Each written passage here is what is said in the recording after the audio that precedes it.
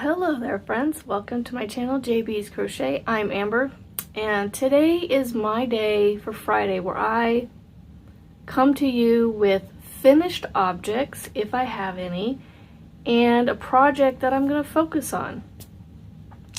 So today I have a finished object to show you. And some of you have already seen it. I've been spreading it around the YouTube streets and groups and things, and I love this thing. It's never just right, I will say that. There's always something I gotta nitpick about it. Slightly bigger in a round. It fits perfectly in the sleeves, the length is good, it's done well, the construction's done well. It just needs a little more this way, coming around. But otherwise it's a great piece. So I am gonna try and show you guys this. I gotta figure out where are all my folds so I can show it to you maybe as well as I can. So here is my hexie cardigan. So a hexie cardigan, if you are not aware, is made by making two hexagons and you fold it in a way that it makes a sleeve like this, okay? And then you add on to the sleeve, which I added on right here, from this finger to here. And then once you do that, and then you join them, you can make extensions, which is what is here in the blue and orange. Here are extensions. I did four rows of extension on either side. And then I added to the bottom so that it was long enough. So from the blue strip-ish down is the extension for the length. And then I went around and did this ribbing all the way around the inside of here, and I did it on both cuffs of the sleeves. Super easy ribbing to do, by the way. So, and then let me show you the back. I think I showed you. No, you didn't really see the back, so showing it through the inside. It's hard to. And there's the back, just stripes right there, and then the sweater itself up here. But like I said, it fits really well. It just doesn't wrap all the way. Like it doesn't, when it sits, it sits open. It doesn't sit like closed or anything, which is fine. Well, my youngest decided he wanted one, but he wanted it in, I was like, well, I'm not making them in this, I'm not making you one of these colors. And he goes, well, maybe like green, and then he got interrupted by somebody and he couldn't finish because I think he was going to add more colors to it. So I was like, oh, you want a green? Okay. So I went to Walmart and I bought a bunch of colors. Actually, not a bunch. I bought a bunch of each color, of 3 different colors, maybe 4. No, I got an extra of a couple of them that I thought I already had at home, and then a bunch of 2 colors. 2 or 3 colors. Anyway, doesn't really matter. I bought some like the greens and blues, and I had some already at home of the dark blue ombre. So I went and got ombres, the mandala ombres, because I love the yarn and it works well for these cardigans. And I got the black, I got the blues in this, and the greens, and then the one where it combines like the the blues and greens together, kind of.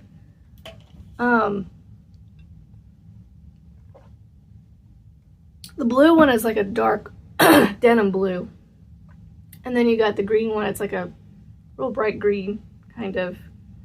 Anyway, he picked the black one, and it just happens to be called Cool. So the name of this color is Cool. See if I can get it to show there. It says Cool right there. There are 344 yards. I grabbed all 4 of the ones that I could find at the one store. If I need more, I can always go get more, I think, somewhere else. I'll have to find another store that has them in stock. I was going to work on this with you guys, but I'm at the point in this one, I have already started it. I'm at the point in this one where I need to size it on him to make sure this one's right, this one is big enough so I can start on a second one. So here is one of the hexagons. So here, I'll show you what the hexagon looks like. So this is, it's a 6-sided piece.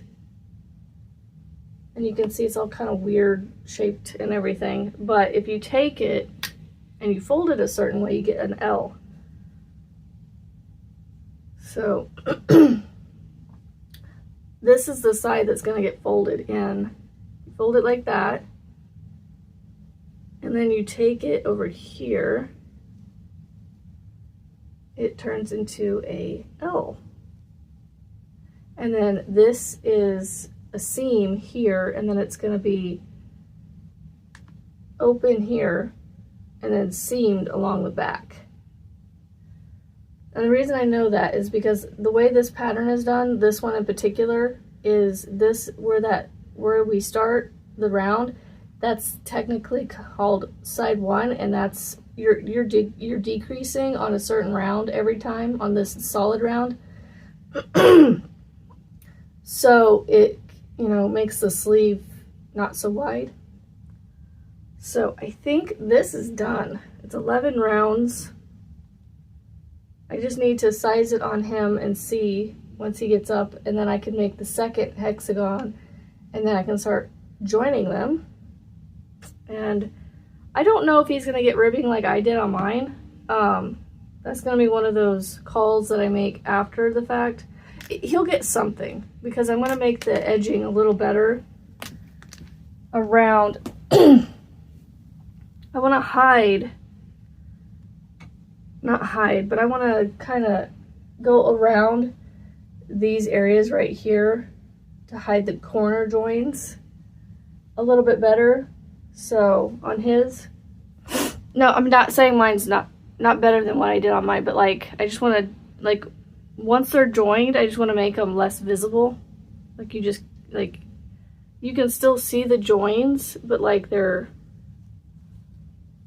you know, they're just, I don't know, kind of worked into the piece, if that makes sense. So yeah, I have to measure that against him to make sure I'm doing, because I am following a pattern, but I'm not following, so this is the pattern. It's called the Day Date Cardigan, I think, by the Make and Do crew, which I own the pattern for the adult size, but I don't have the written pattern for the child size, which they have both patterns available free on their website. But I am following the pattern of the design part of doing the rounds, and then I'll probably do the joins and stuff with their instructions. But I'm basically just making it to size. I'm not measuring it, like, I'm not gauging it or anything like, I'm not following gauge or anything like that. I know that I've got some knowledge now in my head of how to make it fit him, that I don't want to follow the pattern. I don't need it. I'm going to use the pattern to help me with, like, how to do the rounds, obviously, how to join them, and maybe the edging. But I'm going to tweak all of that to fit his. So I started out using theirs, I think, to make mine, but I decided to make mine a granny square hexagon. And so with his is technically a hexie. I mean, a granny. Well, not really, I guess. But I'm doing, and it's hard to tell with this yarn, but I'm doing a solid row and a window row. Solid row, window, solid, window. And so that's how his is being done. It's a little more less feminine, I guess you could say. So I wanted it to be, you know, I wanted it to look cute. It's gonna look cute, but I want it to look less girly, you know, more masculine for him. And I think with the color that helps. And then having this striping, this pattern versus the granny square gives it that extra little masculine touch, you know. But the Make and Do crew, like, you could make this pattern in all kinds of colors and make it look feminine. Color choice makes a huge difference. So, y'all, that's all I have for my finished objects. Well, not the second one, but the rainbow one, the happy one from the Mandala Ombre as well. There's not a lot of green in that, that's for sure. I don't know if y'all noticed this, but with some of the happies, there's not a whole lot of green in their skein, in their cakes. So I tried to find some to put some green into that as much as I could, because I was like, well, I already have some green in it. I need to balance the green a little bit. So, I don't have my hook to work on my moss stitch blanket here. So you know what I do have though? I still have my Tunisian blanket sitting here from yesterday, because after I got done with that yesterday, I had to do school, and then I went to Walmart to get the yarn for my kid, because the night before he had asked about making it. So I wanted to get it done. That's my focus, is going to be his cardigan. I want to get that done as soon as possible, so that way it's done and I can keep getting back to my other whips that I want to get done. I'm trying not to start. My thing for April isn't necessarily to not buy yarn, it's to not start anything new. Put more progress into things I've already got started. You know, that's my goal. That's what my goal should be. Maybe I should initiate that challenge. So there's a challenge that's been initiated by Crochet ADHD and Nina Knots Crochet. No buying April. No buying of yarn. I said, well, I'm buying my Thrift yarn and my Crafty Wool UK yarn. Those are getting bought because those are subscriptions. And, well, I consider my Thrift yarn a subscription, even though it's not. But it's a monthly release, and so I want to make sure I'm getting something each month. Which, oh my goodness, she made it hard for April. I don't know what I want to get, because I want to get at least one of the nostalgia book collection, because I want to have all the books. And then I love the colors that she has for the zodiac signs, but I'm not an Aries, so I don't want to buy an Aries. And I'm not really into the zodiac stuff, but the colors that she made are so beautiful. So it's like, ugh, I don't know. And then she made an iris one that was inspired by irises. And irises are one of my favorite flowers among lilies and daisies. And my great-grandmother gave me deep purple irises from her garden. She went out, split them, and put them in a bucket or something for me to take home. And we put them in our garden, our flower bed out front of our house. And within a year or two of them finally coming up and blooming, like they were still coming up, but like they hadn't actually started blooming for like a year or two. Because once you transplant them, they get all like, and they, you know, they kind of withdraw into themselves for a year or so. And they finally bloomed, and it was beautiful, and a hailstorm came through and destroyed the plants. They did not come back from that. The whole plant, like, they just destroyed them, and it just broke my heart. I was like, ugh. So she has bearded dragon colored deep iris, bearded dragon irises in that deep purple. And so I'm like, I don't know what I want to get, you know. So it's like, how many of this and how many of that, and it's just I wish there was a way that I could order some of the Iris Now color that she did and order more later, so that I could get enough to make something. I don't know when it comes to buying yarn from her, I don't know how much to buy. And now I'm stuck with like 1 or 2 skeins of some of these, and it's like, not stuck with, but like, I don't know what to do with them because there's only 1 or 2 of each. So anyway, I'm gonna grab my Tunisian here because I actually kind of have the Tunisian bug. Making that lattice stitch yesterday was fun. All right, so I just have to do 2 rows of yellow now, and I still am attached. I finally got all my little pouches yesterday, and I also bought these little cases like this. I'm trying to decide which one I like better, if I like this or this. But I wanted to get something small where, and I may just have to get more.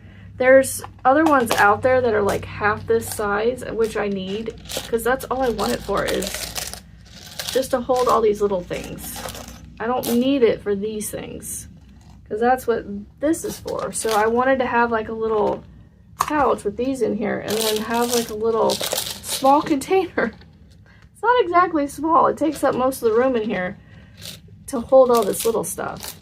Granted, this holds all the little stuff. This just helps me pull this out and get to it easier than trying to dig it out of the corners of these. So I think for now we're just gonna dump it in there, and I don't know what I'm gonna use these for, but these were great for a little, you know, thing, but your hook doesn't fit in it. So that's why I like these, because the hook fits in here, and then all of this fits in here well. And the hook that's in here is not the hook for my moss stitch, it's for the hexie that I'm working. So, because this is the pouch that is with the hexie, but it just happens to be with me. So I'm going to use the scissors to unattach my red and orange strands from the blanket. Come here. There we go. My red is starting to bulge in the middle. Ugh. No. I don't want it to do that, but whatever. Y'all, I'm still working my way through my first skein of everything. I'm curious how many repeats of this color I'm going to get through before I have to change it. That's funny, because I mean, I'm only doing 3 rows each time I do the color, so, and I really haven't done I mean, I've only done 4 reds, so, I mean, I haven't really used a lot, but it's just, the blanket's big, and so my brain's like, well, how much further am I gonna get with these colors? I don't know. I bet you I have at least 2 more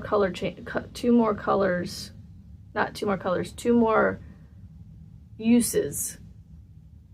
Like, there's only 3 rows of each color before I change to the next color. So I'm guessing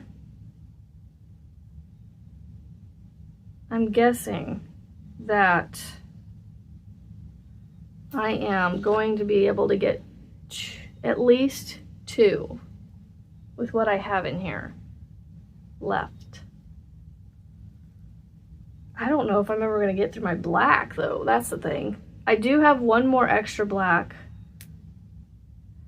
that I bought when I bought another skein of each color when I went to Hobby Lobby a week or so ago. Well, obviously not this week, because they're on a sale week this week. The week before. The last, like, I guess the last sale week is when I got it. Because I didn't buy it on the off sale week. At least I hope I didn't. Did I go in there and buy it on the off sale week? No, it's been down there for over a week. It has to have been.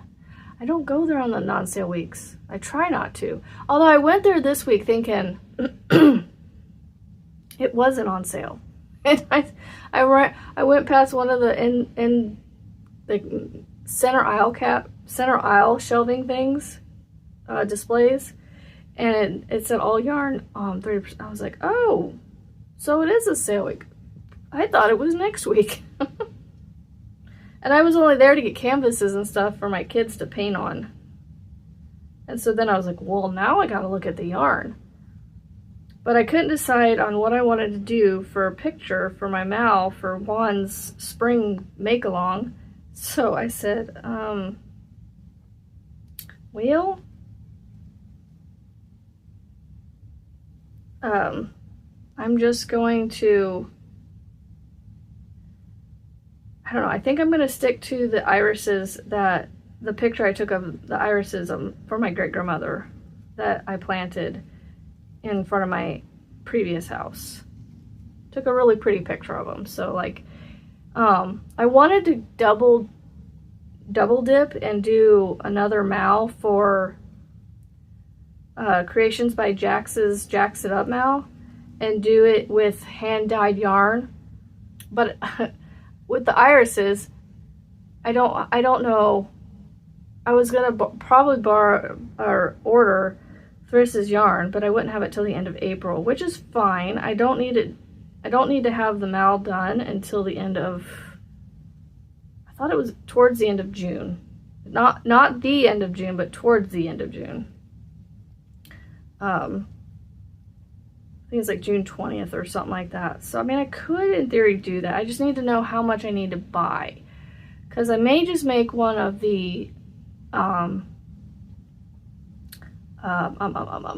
Poltava's scarves that I've bought and use that color. But I need to figure out what other colors I want to use, because the only other solids I have of hers is from her Birthstone collection, and I don't have, I do have some green I could use for the green of the stems of the irises, but it's, I mean, I guess I could use this one right here, but I need like an oatmeal gray color for the wall that's behind, the bricks that are behind in the picture, to get my, because it has to have at least 4 colors for Juan's Mal. So I'm trying to think how, I don't know, when it comes to that, I'm just not very creative with all that double dipping and beautiful work that Creation by Jax does. So I may not be able to double dip, triple dip, or whatever you want to call it. So I don't know. We'll just, I don't know. Maybe I'll just make an Olga Poltava's scarf with the colors that I have picked out with acrylic yarns for the Mal. So I can double dip in a way, but not in the sense of using hand-dyed yarn. Because I've got the colors that I need from my store-bought acrylic to draw from that picture. So I don't know. I'm being too picky on this, but I really wanted to use that picture because of the sentimental and the story behind it, so the meaning behind it. I think I've mentioned this before. This yarn I'm working with right now is the yellow from I Love This Yarn. I don't know why, out of all the colors, the yellows, even the sun gold yellow, the darker yellow, is thinner than the rest of the yarn. Like, all my other yarns are similar in thickness, but for some reason this yellow is thinner. It's like it's missing a strand, or it's not as plump. Like, the yellow just like sucks the life out of the plumpness of the yarn. I don't know how to explain it, but it's thinner. It comes across as either a light 4 or a heavy 3, I guess. But like, when working with it compared to the orange before it and all the other colors, it feels thinner. I can't put my finger on it. Like, it feels, And even the skeins feel different. Like, I don't know, it's hard to explain. It's like, the other day I was thinking, it almost has a Caron Simply Soft feel to it. It's almost like they meant to, like it should have been a part of the line of yarn that they have at Hobby Lobby, where it's the version of Caron Simply Soft, but it's the, I think it's Yarn Bee brand, and it's slick and shiny, and that's very much indicative of this yellow. It has a slickness to it. I mean, it's still just as soft as the other ones. It's just, it's almost got a little bit more of a slickness to it, and it's just thinner. It has a Caron Simply Soft feel to it. Feel and look. With thinness, because Caron Simply Soft has a thinness to it. It's not a very plump yarn, at least in my opinion. It's a good yarn. I'm just not a fan of using the Caron Simply Soft. And because it's in here, I'm just like, well, I'm just gonna, I don't know. I just am using it and getting through it. And I'm like, every time I come to the yellow, I'm like, ugh, I gotta do the yellow. The yellow is not my favorite on here. So, I don't know. It's just, if you have used the yellow in any of the other yarns from Hobby Lobby, let me know if you agree with me. Or if you've noticed. Just, I don't know how to explain it. Like, I don't know if I can get it to show you.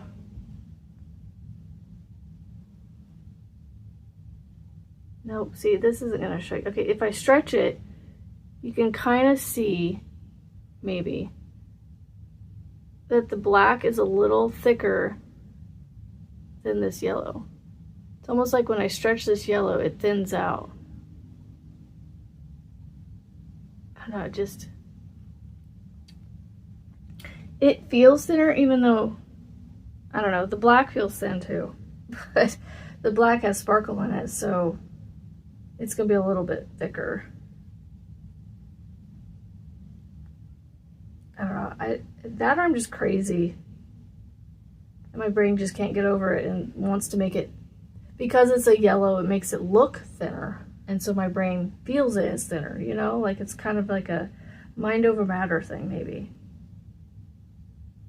Because of how the color is, it makes it look thinner. I don't know. But it just, I don't know, the orange feels thicker. Like it even looks a little bit thinner than the orange.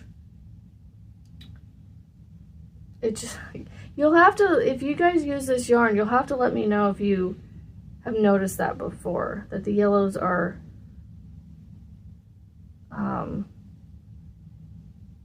slightly thinner than the other colors.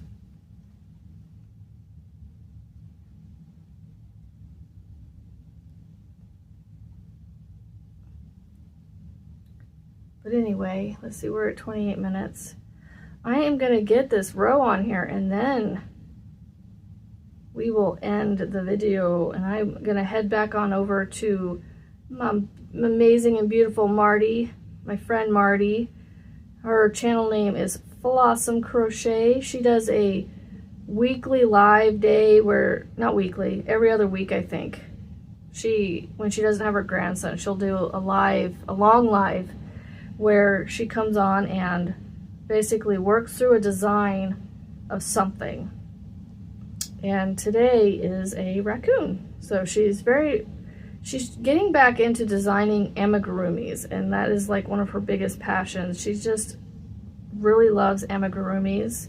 She loves designing other things, but it just seems like she finds her happy place when she's designing her ammies. So I'm gonna go over there and hang out with her, and try and pay as much attention as possible while I'm, you know, being mom and teacher this morning. I wish I could give them the day off, but we need to get school done. I can't just give them the day off when I'm feeling, you know, lazy or want to put something else in front of them, you know, something make something more important than them, prioritize, which I shouldn't. So that's why I'm like, nope, I'll play her in the background in my ear while I teach school to the youngest. I don't know how I did it with the other ones, and even the other two, the confidence in reading out loud to people, like the confidence in doing things in front of people with my kids, they've gotten mommy's stage fright. I have a little bit of stage fright when it comes to doing things in front of people, and so that has definitely been picked up by them. But I also have tried to show them to just, you know, just try it, and you never know what's going to happen. You know, don't be afraid to try something. Obviously, that's not, you know, something that you're allowed to do. That's not illegal, or, you know, this, you know, but, you know, if you want to know something, ask. You know, don't be afraid to ask. Don't be afraid to ask for help. You know, we always try to push that on them, like, you know, be willing to ask for help. Be willing to know where your limits are and where you need help. You know, it's okay to have help. And, you know, have some confidence to walk up to the counter and order your food, which they've gotten better at that. But it's for some reason, just, you know, reading in front of people, they've always been very shy about, like, when they first started. So it's like, come on, it's okay, just read for them. It's not going to hurt anything. And so I don't know how to encourage that because it's been a few years. But I need to figure out a way to encourage the youngest with his stubbornness that he has in him. He will shut down and zip his mouth shut. Like, all of a sudden, he can't talk. It's like, gosh, come on, kid. It's okay. Nobody's going to hurt you. They're going to be proud of you. They're going to be happy. They're going to cheer you on and be, you know, and listen. So I don't know what to do. These blacks on the end, I swear. Getting them started, doing these reverse stitches on here, are interesting. They definitely slow me down a little bit more than the other ones, because I have to come around from the back and grab the back loop, or the one that's towards the back, in order to complete the row. So, like, I feel like I almost have a full skein of black still on this one side. I mean, it's not quite full, but there's not a lot of, like, looseness to this one. And I've recaked I haven't recaked the black ones yet because they're the only ones I haven't cut yet. So this is still attached from the beginning on this side. The other one's a little bit different because I didn't cake it up. I started it before I caked them. And so it's a floppy skein. So it's sitting like this. That's just showing you. But I've also used a slightly bit more of this one to do the bottom 5 rows before I started using it going up the right side of the blanket. So it just sits on top of the cakes while I work on my stuff, and the colors underneath it, you know, pull out easily and don't get tangled up or anything. So, all right, well, I am done. I'm actually on my return pass now, so I'm going to end the video and get it uploaded because, you know, it takes a little bit of time, and I'm going to work on this while I do that and get back to my day and let you get back to your Friday. So I hope you guys enjoy these videos as much as I do making them for you, and I will be back on Sunday afternoon for our live at 3 p.m. Central. So we'll see you then. Have a great day, friends. Bye.